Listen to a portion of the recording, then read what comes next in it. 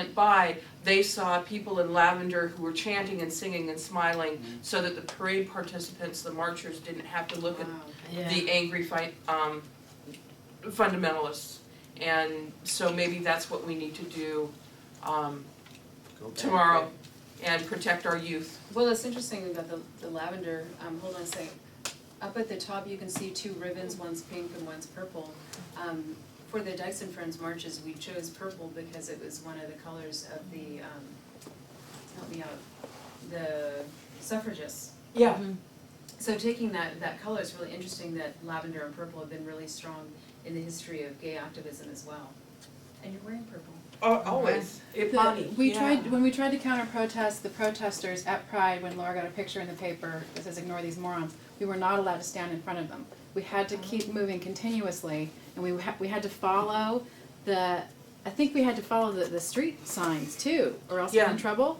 So we weren't allowed to be in front of them unless the crosswalk was, even though it was a parade route. It was very stupid. You weren't allowed to stand still at all, ever. You weren't allowed to be in front of them with a sign standing. So they wouldn't let us do that. When the time period that I was talking about, because there were so many fundamentalists, I mean, I'm talking about 400, 500 fundamentalists. Yeah, there were 10. 6-7 blocks long. Wow. Of fundamentalists. That's what I was working with when I coordinated security. I remember that one. We would block one lane. The cop, and there would be nothing except police officers in that one lane. And so what would happen is the parade would come by, there would be a line of line of future former fundie fighters, then there'd be a line of cops on horses, and then there would be that street lane, and then the fundamentalists were on the sidewalk. That's when it worked. Question. Sure, Emily. Actually, I just want to make a comment. I'm really happy to have heard all these stories.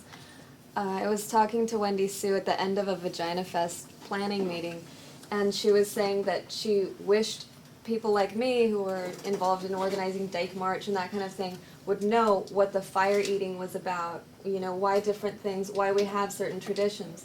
And I was like, yeah, I would really want to hear these stories. And this feels like I'm meeting my family, because I'm a young activist, and when I went to the lesbian summit that Yenistar did last November, I met people who I now feel like they're my family. I don't know them very well, and I want more things like this so that I can get to know you guys and feel more connected and know what my history is as an activist who's come before me and why I'm able to do the things that I have. So just wanted to say thanks to Wendy Sue and everyone who shared your stories, and we should do this again. Thank you. Part 2. Thank Yeah. you all for joining us.